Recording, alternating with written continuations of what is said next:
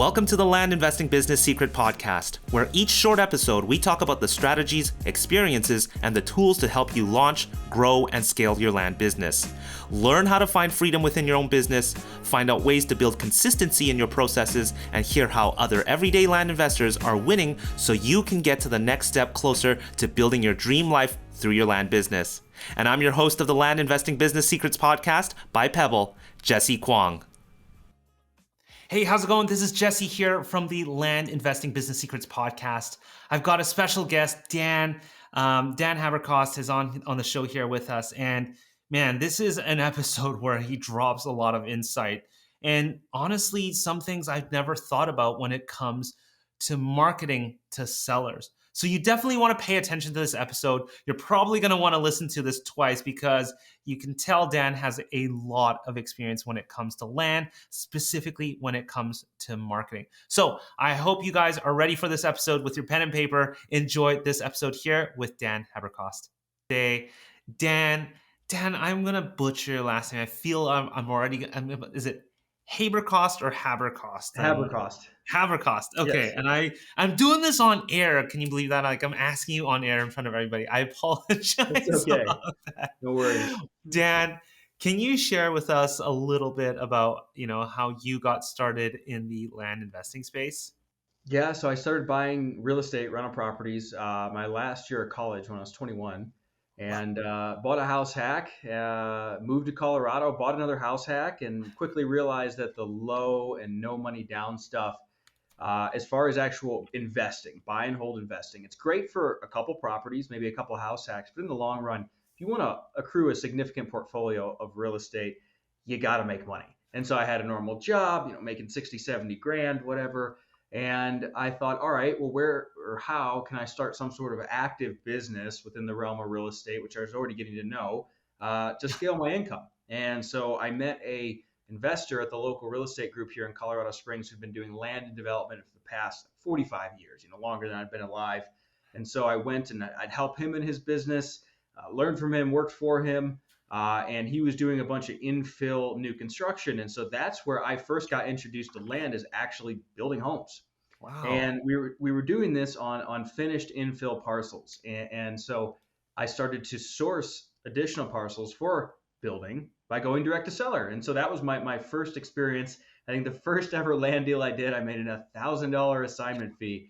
And so ultimately, that's where my business Front Range Land came from. So fast forward to today, and it's just a giant marketing funnel going direct to seller for land.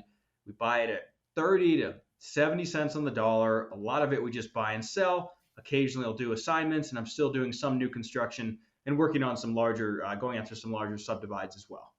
So interesting. So you started outside of land, that, in really the outside of land, and then that brought you into land. And then you mentioned you worked for others to get an understanding of land. Were you planning to stick around with that other company and help them out? Was it always a plan to kind of, have that as a stepping stone to run your own land business? It wasn't official. He was just a mentor, a friend. And so I would just go drive an hour south to Pueblo, Colorado, for anyone who knows where that is, an hour south of Colorado Springs, and help him and learn from him. And so I never officially worked for him as an employee, but I was always just kind of, following around, helping him. So yeah, that was clearly the whole intent. And he, didn't have kids, and I think wanted to pass on what he knew, having done it for years and years. And so it's just a friend today. Oh man, that's awesome. And then, so you did that around 21, fast forward to today now, how many years later is this now? And how has your business grown since then? Sure. So 6 years ago, I'm about to turn 28, so I'm 27. And so I've continually bought rental properties along the way, right? So land has served its purpose for me for what I wanted to do, which was scale my income and then allow me to take that cash and buy nice buy and hold rentals. So continually buying rental properties. And on the land side, I have two acquisition people, done several hundred deals, doing a ton of business in the Southeast, here in Colorado still, some miscellaneous deals. And then along with that, Mason and I don't know if you know him, but many of your listeners will, actually started Ground Up Partners, where we're capital providers for land deals as well. And that was just to solve our own problem, where funding for land is hard to come by relative to other real estate assets. And so continually growing Front Range Land, my active day-to-day business, and then also working on growing the capital business as well. Now, a couple things here. You mentioned you're working in Colorado, so you staying in your own state. Is that correct? Some, but then also quite a bit in the Southeast. Oh, okay, got you. Yeah, Florida and the Carolinas as well. Got you. Got you. Mhm. Now, all this is funneling towards your buy and holds. Is that correct? That's the goal. Yeah. Yeah. Can you explain to me that whole thought process? Mhm. The whole goal you're telling me. I mean, that is your big picture here. You want to funnel things into buy and hold. Why do that? And why not just flip for cash and continue to just grow the business itself? It sounds like you're very clear on your end goal here. Well, there's several reasons, and taxes have become a problem, right? So I did cost segregation studies on a few of the buildings I own, and that's saving me a lot of money in taxes. So that's a huge advantage. But also just planting planting seeds for the future, where sure they make a bit of money now, but if I look at a financial statement for myself, a lot of the net worth comes from just appreciation, mortgage pay down, and buying these buildings at a discount. And so, I've got a couple duplexes I'm having built right now. Wow. Total cost everything it will be about 430 ish, and then the contractor building them, she just did a couple and they appraised at 580. So I'll have over 100.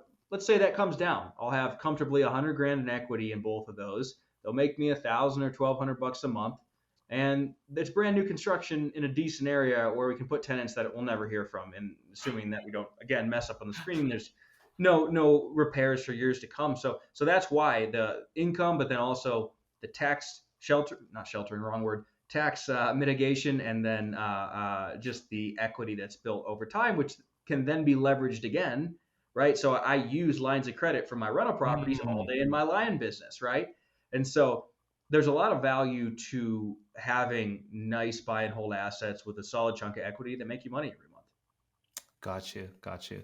Now, have you always thought as buy and hold was the end game from the very start? That's what I learned about. So backing up, I didn't tell part of the story. So what got me to the point of buying that first duplex Mm. was I read Rich Dad Poor Dad, and so the whole concept of Mm. the four different classes and having your assets make you money is what got me interested in real estate in the first place. Mm. So yeah, that really is, how do I say? And I'm rambling a little bit here, but I'm trying to make several points. For me, I want to, along with the active land business, be doing something that will ensure that 40-year-old me will be very comfortable. And so I am working to scale the land business and make more and more money there. But in the back of my mind, I'm thinking, what can I do? If everything goes to hell and something goes wrong with land, or the market becomes really efficient Yeah. and getting deals doesn't really work, well, if I've accrued a solid portfolio of nice rental properties, that's a good kind of fallback, Yeah. and Love it that. gives you that base of income to then assess and readjust if I ever need to. I love that. And so, on average, how many? This is probably hard for you to answer here, but how many land deals do you need to do in order to be able to acquire, a piece, a home for your buy and hold? Well, let me just use the duplex as an example. I Sure. paid Yeah. Yeah. for one of them 20,000 for the land, 5,000 in permitting and engineering, so 25. I'll put like another 20 into it. The rest will be under a loan, so I'll put about 50 grand into it. And I mean, the land deals, the size varies so much. It's kind of a scenario where the average Right. isn't always represented. So some of them will make 40, and then some of them will make 7. Yeah. So let's just average it at 4 land deals need to be done to get that down payment for another one of those. We'll call Right. it. Got you. Yeah. Got you.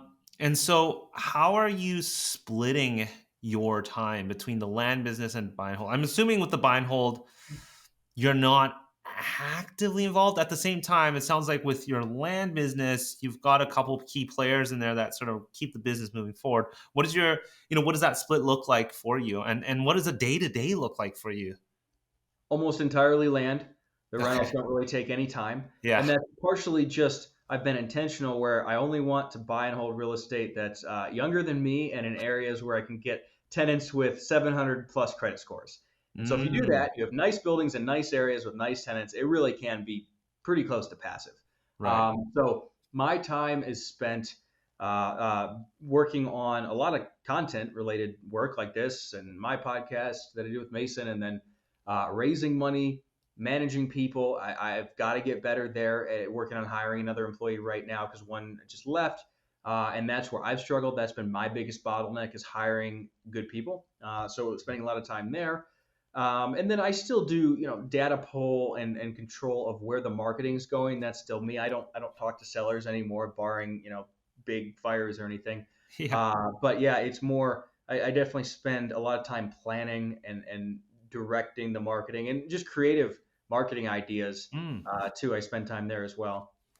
Can you talk a little bit about that? You spend a lot of time with the marketing side. I'm assuming on the acquisition side of things. Is that right? Yeah, well, the planning, so deciding on where we're going to continue marketing, what new areas we're going to try, what Mm. new marketing methods we're going to try, because there's a lot of groupthink. It's easy to just do what everyone else is doing. And so we spend a lot of time building out that seller avatar that sells land at a discount and aligning all of our marketing accordingly. Our Ah. postcards, our cold calling script, website, our on Better Business Bureau, Trustpilot, Facebook, all that. And being really intentional about looking at the pain points of that seller and Mm. then aligning all of our marketing while trying to be different and unique from everyone else's. What would you say, you don't have to go too in depth on this, and it's Mhm. up to you. Like, Sure. what are some of the things that you feel that you are sort of breaking the mold Mhm. that a lot of people sort of follow when it comes to your marketing? Maybe it's within your branding or your messaging. Mhm. What do you feel like, maybe top three things that you are Yeah. doing differently that you think are moving the needle for you? So done over 200 land deals and distress, maybe 5% of the time, Mm. maybe it tends to more be they want certainty, closure, and legitimacy. They're afraid of scams. They don't want to deal with realtors. They're more apathetic and it's a sunk cost in their mind and they don't want to deal with it. And so when I see quick cash close, I got I got a land offer letter yesterday and it was bad. It was so bad. It just I don't know who would respond to it, man. It looks scammy. It was it says I sold this lot for 110. We bought it for 60, and it was Wow. owned by Front Range Land because we found the company or the end buyer ahead of time. I owned it for 11 days, and somehow I got a land offer letter at 20,000. So these people are just wasting their money that are sending stuff like that, and it Wow. emphasizes quick cash close. Well, first of all, it's land, so what else are you going to buy it with? Number two, I mean, I'm serious. What it's land. Of course, you got to pay cash. I mean, yes, seller financing applies, but you know what I'm saying, Yeah. and especially considering the avatar we've dealt with. And then number two, the quick thing is rarely important. Like we have one deal under contract that I think illustrates the overarching concern of these sellers, where this is an extreme example, but he and his wife were incredibly concerned about scams. We had to get him on the phone with our attorney Mm. and title agent repeatedly, who of course vouched for us because we closed a million deals through them. Mhm. Proof of funds, non-refundable earnest money. Had to mail the contract with our frequently asked question sheet. Again with the attorney's phone number. Call them with any questions, Mm. and just doing everything we can to solidify. Hey, we're going to send the money. We can't, just like if you don't sign, they send the money back. If we don't send the money, they rip up your paperwork, right? And Right. so focusing all our marketing around that has really served well. And honestly, one other tagline that has worked is I'll put tired of fake offers on the postcard. That has worked really well because we get deals all Wow. the time where they fall out of contract with a higher offer because that person didn't have the ability to close. Right. Uh, and then they come back to us and we get the deal. And there's nothing wrong with assignments. We do it, but you need to know what you're doing and not just be wasting people's time and putting dozens of lots under contract with no ability to close because a lot of these examples are the offers they're getting are full market price. Like these people, unless it's actually the end builder, that they're certainly just wasting their time. So legitimacy and certainty of closure are the biggest pain points we found. Wow, that's so interesting. And so these are pain points that you found Mhm. with your sellers. How Mhm. did you find that out? What did you do to figure it out? And what are you continuing to do to sort of figure the messaging out? Yeah. So Really, it was just iteration over time, learning that because my first mailers all said quick cash close. So Yeah. I did the same thing, and it's just I did acquisitions initially. I think I did 40-ish deals before hiring anyone, and I quickly started to realize like this is not what these people care about Mm, consistently. I mean, again, occasionally you get distress. We have a lead we might close today, distress, but it's not the majority. So just iteration is how I figured that out, and then just continually talking now with my acquisition people. What are you hearing? And looking at on all the deals we are closing versus the ones that end up just listing on market and not being worth our time. Dissecting what were the buzzwords they were saying, the kind of things they were mentioning were important or weren't mentioning versus those ones that we closed. And so consistently when we hear, oh, you just want to get rid of it or right. inherited it or we were going to move but we didn't or we're Mm, getting old, just don't want to deal with it. Those are all kind of buzzwords. It's like, hey, this is our avatar. Or, oh, can't stand realtors. That's another good one. yeah. Yeah. So you're like, you're somewhat on the front lines, although you have somebody sort of picking up the calls and doing the negotiation for you. Is that right? Well, on the front lines in the sense that I'm talking to my acquisition managers constantly, but I'm not doing any of that myself. How like now? How long ago did you get an acquisition manager in place? 3 years was the first one. Okay, wow. So even through your acquisition manager, you're continuing to learn a lot. Were you? Did you notice a big difference? Letting go of that sort of acquisition process, having an acquisition manager. Did it distance yourself from your sellers, or did you find it sort of accelerate things? In terms of understanding and listening to your sellers. That's a good question. I think it probably, I don't know. I communicated with, going back to that first one, I communicated with her enough and listened to her phone calls enough that I Okay. think I was still pretty equally in the know as far as what the sellers were thinking. Because I continually am coaching and working with the Hmm. acquisition people. So. So, in terms of the negotiation part of things, are Mhm. you handling that, or is your acquisition manager handling that? Them. I have no contact with the sellers unless Okay. something goes wrong and I have to deal with it. That's so interesting that you don't have any contact, but you seem to be so in touch with your sellers, or maybe you're not constantly in touch, but it sounds like you're quite aligned, and it sounds like there's a lot of communication between you and your acquisition managers. Is that right? That's the key. And so also just doing business all over the place. Another thing I do Mhm. spend time doing is they'll tag me in Pebble all the time Yeah. and having a question or something weird came up or whatever. And so I see all their notes where I get a good idea of the conversation, what the seller's saying, right? And we're constantly talking and strategizing on, okay, Mr. Seller said this. How do we go about closing this? So again, it's the constant communication with the acquisition people that keeps me pretty on top of what's going on. All right, so you heard it from Dan. He's got two acquisition managers. He rolls lean and mean with his team. And you'll hear in this episode, one of the things that he wished he did earlier was really get those playbooks in place earlier so he can bring on those team members earlier. It's so important, even as a solopreneur, to put yourself on the right track to scale your business because this business is very scalable.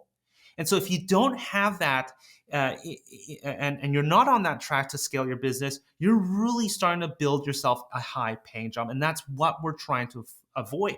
At the end of the day, we came into land or real estate investing to find some sort of freedom and not, again, build a job around that. And that's why I run something called the Dirt Hacker Challenge. No, it's not a contest. It's not a challenge. Well, it is a challenge. It's a 5-day workshop with me. And I do challenge you to really go beyond what you're doing currently with your land business and think beyond in terms of how do I actually put my business on track to scale?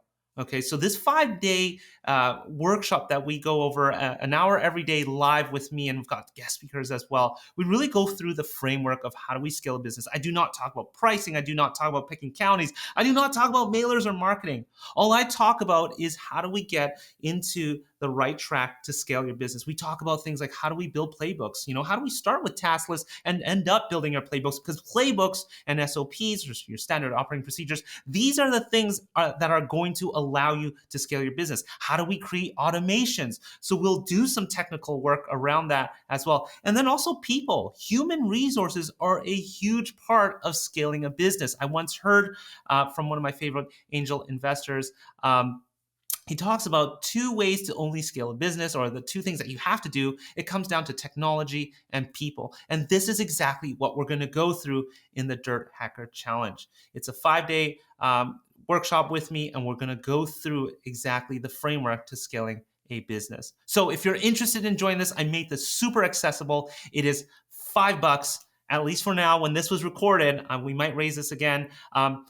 It is available at dirthackerchallenge.com. You can sign up for that. That's dirthackerchallenge.com. I run this every single month. And by the way, when you sign up, you're going to get offered 3 free books. One of them I'm really excited about. We just launched this. It's our Real Land Talk book. You can see it on my camera here if you're watching the video. It is 250 pages worth of gems in here from all the conversations that I've had with other land investors, hundreds of hours baked in and reduced right in this book. And I'm going to send this to you free as long as you pay the shipping, along with a workbook. My good friend Travis King, his book as well, the Land Investors Playbook. So I'm going to send you all of that for free. Once you sign up for Dirt Hacker Challenge and you cover the shipping for that, I will get that out to you. Anyways, I hope you enjoy the rest of this episode here with Dan. What does constant communication with your acquisition managers look like? Are you guys always hopping on calls?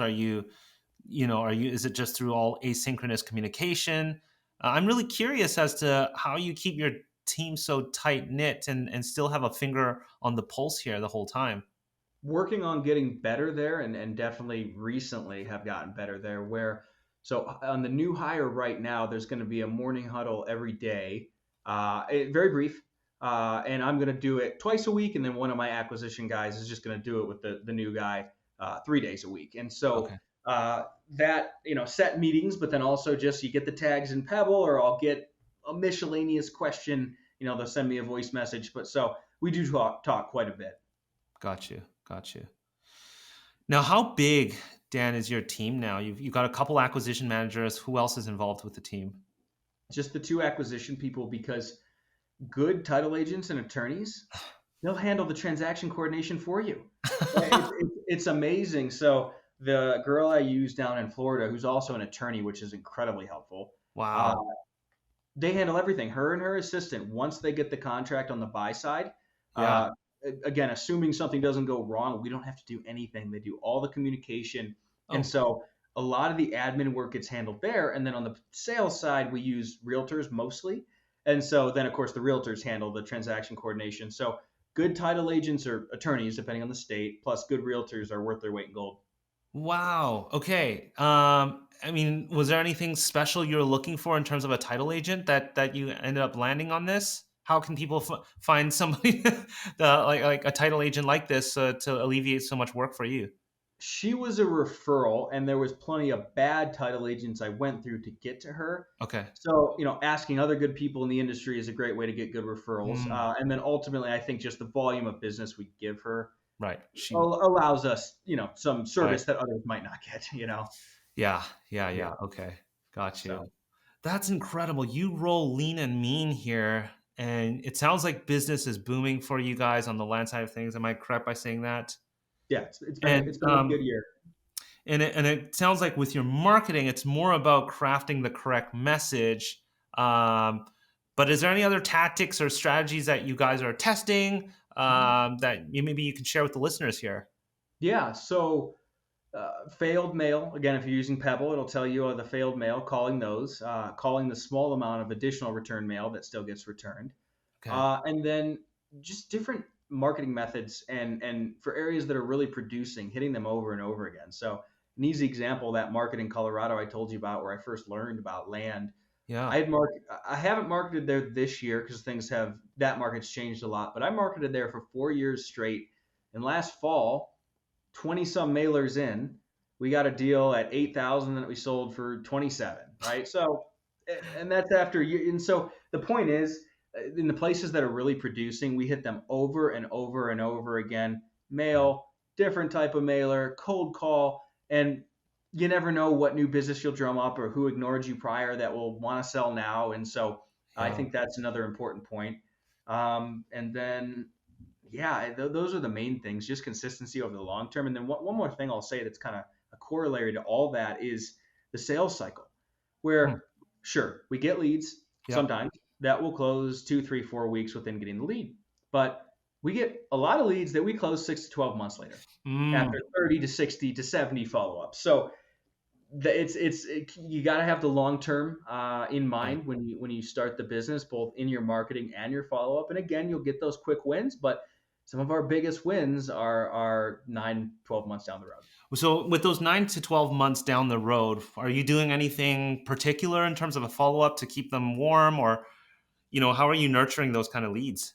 Working on making this better where I got an integration set up via Active Campaign and Zapier where I have a long-term follow-up column. I have a Mm. couple long-term follow-up columns where they're now going to be getting emails every 30 or 45 days. Got you. So that, but then plus just putting the task of call every 2 months or call once a quarter, just depending on what the prior phone call was like. So just staying on top of that and never leaving a deal without the next to do on it. I love that. Now, I don't know if you've checked out, I know this is just recent, but we just recently launched the automated follow ups there. And so with text and email and physical mail as well. So I hope you get a chance to test that out, Dan. I know you're using Active Campaign. I use Active Campaign for our users, not for land, but really interesting to hear that you've built out a pretty lengthy drip sequence to again keep them warm. So thank you so much for sharing that. Now I want to quickly touch upon what are you doing outside of land. So you're doing buy and holds. Are you also involved with any other forms of real estate? No, not as of now. I mean, I think I mentioned started Ground Up Partners. We're providing Right. capital for land deals, but for ourselves as well.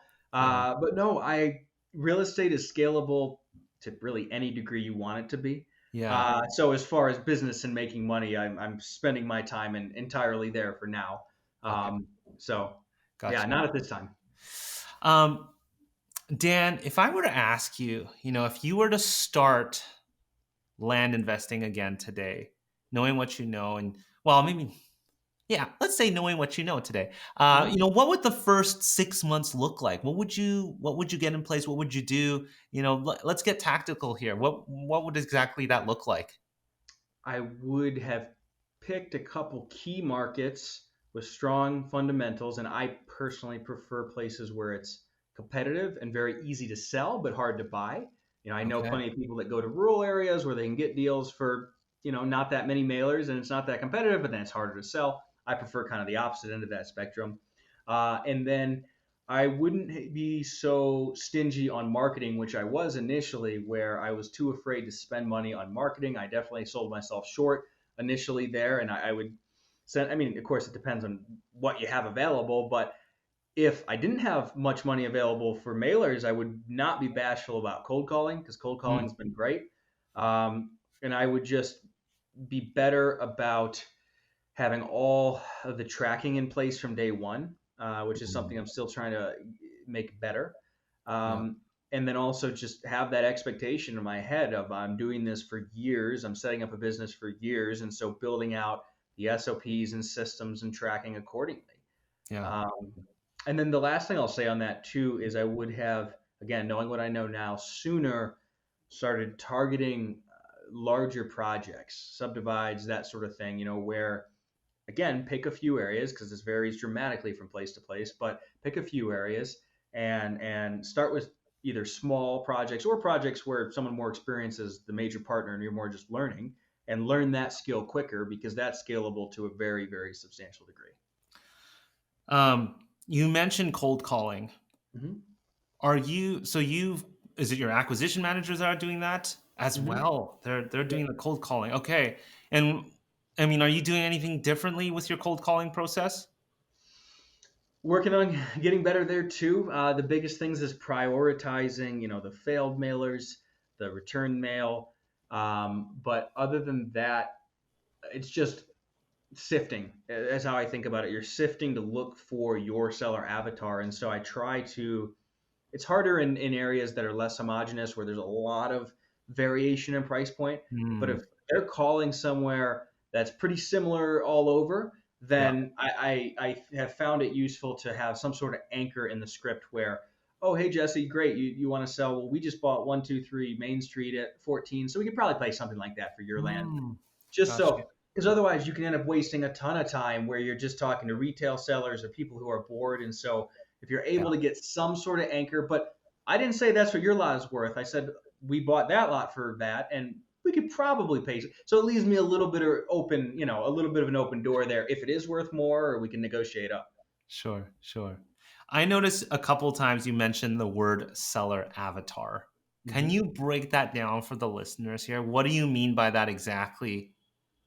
Sure. So your seller profile, what does your customer look like? Because you can't really create your marketing unless you know who you're marketing to or who you're trying to get in touch with. To make a really obvious example, my dad has the same name. He's 65. So I keep getting all kinds of things for retirees in the mail. They messed up, right? They're wasting their money selling or sending mail to a non-retiree, right? Very obvious example, but people do this all the time where, you know, going back to the whole quick cash close conversation, if that's not the motivation of the sellers that you want to get in Mm, touch with, then that's not going to work. Or if you are using all kinds of sophisticated terminology and you're mailing to people who are not sophisticated, that could be intimidating, right? right. Or vice versa. This is another point too, because we bought from a lot of retired developers who maybe just have a few lots left. They've done hundreds of builds over their career and they have a few left. We've gotten good deals that way, but you got to have a basic understanding of development and new construction, or they're not going to take you seriously. If you don't know what perk tests and plat maps are, you need to know these things. So that's another example where if you don't understand your avatar, how can you market to and communicate with them effectively? So you're really getting to understand your sellers and also, almost crafting the language into that to make sure you speak to that avatar, correct? Yes, yes, we're definitely trying to. And I really think about avoiding the buzzwords that are on everybody else's mail Yeah, pieces, you know, yeah. um, because it's almost, what's the word? It's almost just assumed if everybody's saying we'll pay closing costs. I've been meaning to take that off our post. Actually, I'm going to do that because Wow. everyone does. So it's not even valuable anymore to say that. And so I think that's been useful too. And one more point I want to make too, guys, especially if you're new and all this is intimidating, where you're thinking, oh, I don't know that much about land. I don't Hmm. have much money. If you're good with people and they like you, that's still the most important thing. Now, granted, if your marketing up front's not right, they're never going to call you to get to that point. But if Right. you're good at just building rapport, asking good questions, that's still, I think, the most important skill once you're talking to them, because if they really like you, then they might not even consider other people and just talk to you. Yeah, yeah. Wow, thanks for that, just kind of putting a perspective spin on that. I think a lot of people don't really think about that. I get asked a lot of times, what is a mailer that works and what's this? I really don't know. And you really don't know until you truly test for these things and get an understanding of your market. So I hope a lot of you guys that are listening to this are going to take that into consideration. I've got a last question here specifically about marketing. Mailing sounds like it's a pretty dominant form of marketing for you guys. Is that true? And how do you feel about mailing? Yes. And I will say in the last 12 months, we've probably gotten almost as many cold call deals as mailing deals. Wow. Believe it or not. So we're working on expanding that. I think I mentioned a couple times I'm hiring, and so I'm structuring this differently. Where the new acquisition manager, actually, I'm giving them a different name to start, outbound lead specialist, and they're going to be entirely cold calling to start Wow. because it has been ultra productive. And when I look through Pebble and I look through these deals closed, so many of them failed mailers. Hmm. Those have been really powerful, calling the failed mailers and Wow. getting in touch with people that others are not. Yeah. And then we're experimenting with some other stuff, ringless voicemail, Yeah. but I don't have any feedback for you yet because we're just starting that. Got you. Dan, I very much, and I'm sure our listeners very much appreciate you sort of sharing all of those insights. I've got something I call the quick fire round here. I'd love to understand Dan outside of land. So I've got some Yeah. questions that are not related to land here. So outside of land, Dan, what do you like doing? Snowboard, mountain biking, always traveling, going to Japan next month. No Love to way. read. Yeah, yeah. So I travel a lot, right? Because I can do this from anywhere. So I Yeah, usually go somewhere every month. I love surfing, even though I'm terrible at it. So I like anything outside, really. that's awesome. Do you go to Japan often? No, this will be my first trip there, so this will be interesting. Yeah. Amazing. You're gonna have a blast up there. I go there pretty frequently. Oh, What would you say is your biggest pet peeve in business in general, in and general or in business? Up to you. oh man, oh that's a hard one. My biggest pet peeve. You got me at a little bit of a loss here. Um, I don't know. Is Just it easier within the business world of business? yeah, let's do that within the world of business. Probably my biggest pet peeve is passive aggressive title agents who are Ah, unpleasant. Because I'm telling you, Jesse, we could do a whole episode on this. The title world is going to get disrupted well within our lifetimes, and these very unpleasant, unfriendly, unreliable title agents will no longer have a job, and only the good ones will remain because the blockchain will help fix this. And right. it's so inefficient, antiquated. I think that will get disrupted. And I definitely have had so many frustrating experiences with title companies. Oh man, I'm sorry to hear It's that. okay. It's okay. Oh man. Okay. If you had to recommend one book that you read recently, what would it be and why? I don't even know if you read, but I'm going to throw it out there. I do quite frequently. Same as ever. I forget the name of the author, but as the name states, he talks through how, given the rapid change in the world around technology, what are the things that never change? And Mm, so much of it relates to human nature, and that is a fantastic read. I read it. I flipped to page one. I read it again. Highly recommend. Same as ever. Is that the book? Yes. Okay, I'll make sure to include that in the show notes. A couple more here. One bad habit that you're actively working on, Dan. I probably drink too much coffee. Yep. All right, all right. So you're a coffee addict. Okay. Last one here. Who would you recommend to have on this podcast and why? Oh, if you haven't had Mason McDonald, he would be a great guest. Okay, I'll make Very, sure to. very, yeah, different background than me. Awesome. So yeah, he would be a fun one, I think. Okay, because of the different background on how you guys started Land. Yeah, and our businesses are very different, even though we're Okay, yeah. So he would be a good one to talk to. awesome. Dan, you've been awesome to interview. How can people engage with you? How can people reach out to you? How can people learn more about you? Yeah, so danhaberkost.com or on any of the socials. And then if you have a land deal and you're looking for a capital partner, it's GUP Land, so GUP Land.com, standing for Ground Up Partners, land.com. Okay, awesome. Okay, so I'll make sure to include that. Now, did you mention that you have a podcast with Mason as well? Yes. Oh, the big picture blueprint. And Mason and I interview all kinds of people within real estate, outside of real estate. But the idea is there's a lot of podcasts for newer people. We're more focused on people who already own real estate or have a business or of some kind. Yeah. So we don't define every term and start very intro. We try and focus on higher level conversations about running, scaling, and growing businesses. Wow. How long have you been doing that for? 8 months, and I can't believe the traction we've gotten in 8 months. We have all kinds of people we've never met listening and reaching out, so that's been awesome. So is it mainly focused on around real estate? It is a lot of real estate talk, but we get people of all, not just the active land investors or apartment investors like us. We had David Richter on, who a lot of people, you Yeah. probably recognize his name, talking Yeah. about the financials and how to better that side of your business. So kind of all over the board in all segments of business, not just talking acquisitions all day long. That's awesome. Well, best of luck with that. And what's the podcast name again? The big picture blueprint. The Big Picture Blueprint. I'll make sure to include that in the show notes. Thank you. Dan, it's been a pleasure chatting with you, and I'm so grateful that you shared some really eye-opening things, specifically, how you're crafting the message in your marketing. I hope everybody takes that seriously and reconsiders the way they're handling the marketing and not sort of ending up in sort of this sort of groupthink mentality here. So, Dan, once again, thanks so much for coming on the podcast here. Thanks for having me, Jesse.